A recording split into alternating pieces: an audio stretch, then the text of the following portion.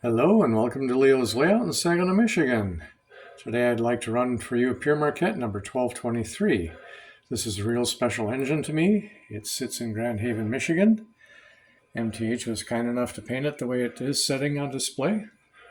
In its service life, it would not have had silver side rods or white wall on the drivers. Really nice model. Means a lot for me. I've been waiting about 30 years for someone to build this model. I didn't like the gap between the tender and the engine cab, so I bought some shorter drawbars, and that worked out quite nicely. One nice surprise was this has a smoking whistle. It was not advertised that way. It's not even listed on the box.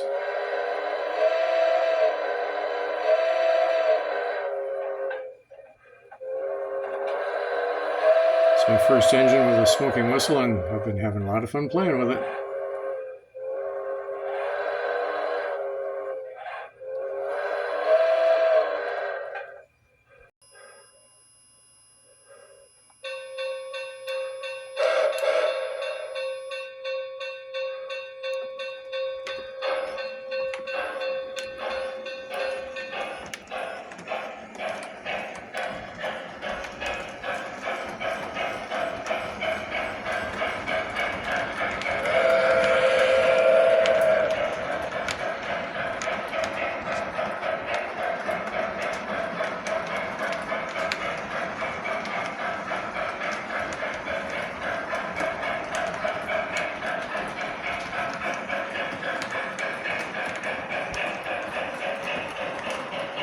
I put a train behind it. That should be pretty much close to period correct.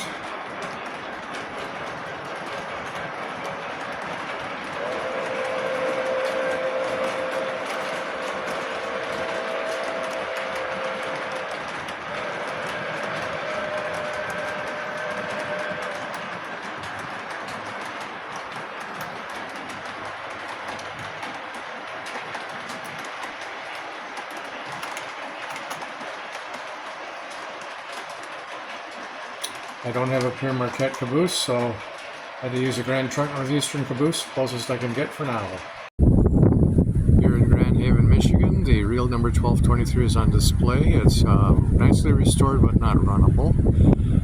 It has the silver side rods and white wall tires. That was not done when real. These were just freight engines, because in Michigan on the Pere Marquette they would not fit in the train sheds, so they were freight only engines. 3,000 horsepower, built in 1941. Was moved here in 1981. Before that it was at the State Fairgrounds in Detroit. So I got to see that when I was growing up, visiting there as well. There's an old cement coaling tower. Nice spot.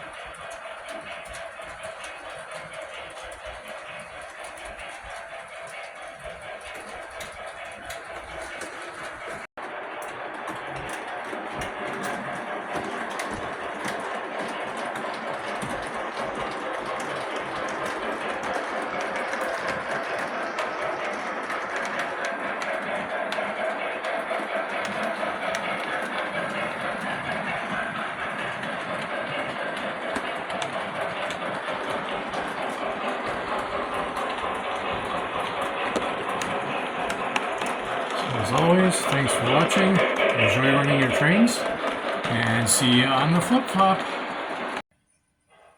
When I started making videos, I decided I was not going to do any negative rants or complain.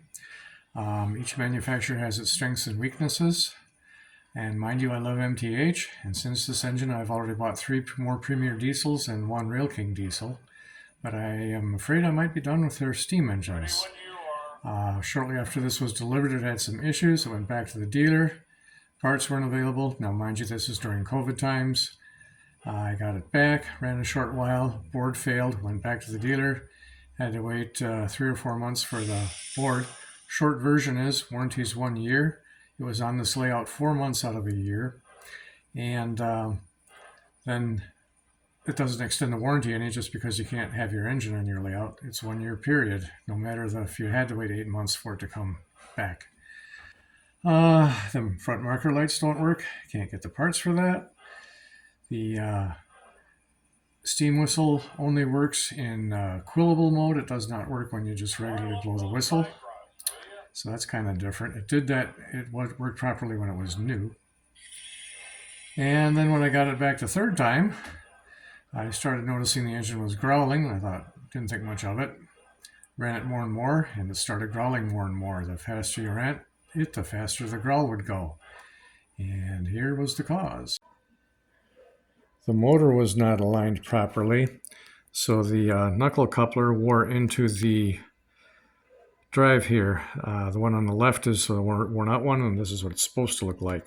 Had to go find a special super tiny Allen wrench. There's an Allen wrench down in that hole there. Pretty small stuff. And the final kicker is, when I got it back, the sound suite was for a passenger engine that pulls the Phoebe Snow. Well, this is a freight-only engine, and it has nothing to do with the Phoebe Snow. It's a Michigan freighter. So I called the dealer. We both looked on their website. The correct sound file is not available.